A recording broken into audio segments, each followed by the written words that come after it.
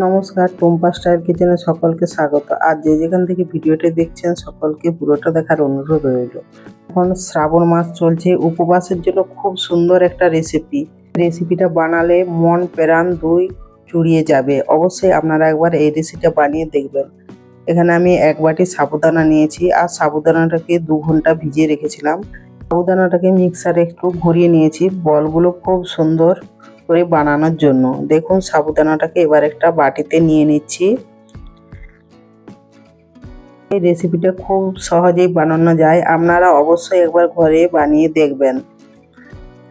দেখুন পুরোটাই নামিয়ে নিয়েছি। এবার ওর উপর গুঁড়ো দুধ দিয়ে দিলাম, আপনারা চাইলে দিতেও পারেন নাও পারেন, এটা স্বাদের জন্য দিয়েছি।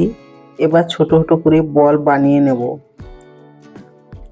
দেখুন এইভাবে সব বলগুলোকে বানিয়ে নেব। হাতে যদি লেগে যায় তাহলে একটু হাতে ঘি নিয়ে নিতে পারেন।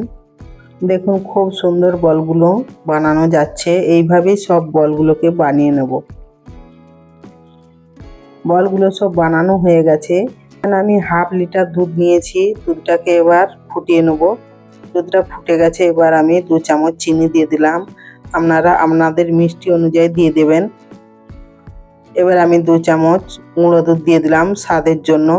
আর খুব ভালো করে নেড়ে মিশিয়ে নেব। আর এখানে জালটা কম আঁচে রাখতে হবে। আর বলগুলো দিয়ে দিচ্ছি। দেখুন বলগুলো খুব সুন্দর শক্ত হয়েছে। আর একটু ফুটিয়ে নেব, তাহলে খুব সুন্দর নরম স্পঞ্জি আর তুলতুলে হবে।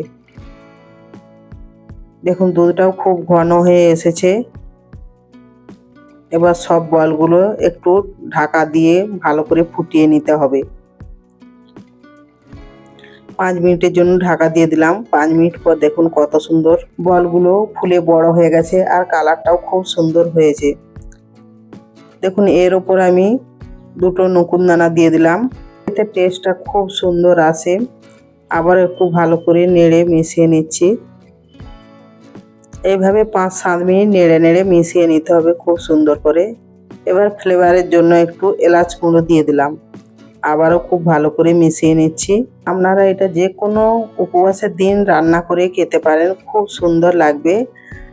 অবশ্যই আপনারা একবার বানাবেন। দেখুন রেডি হয়ে গেছে। এবার একটা বাটিতে নামিয়ে নিচ্ছি। দেখুন বলগুলো কত সুন্দর হয়েছে, বলগুলো ভেঙেও যাচ্ছে না।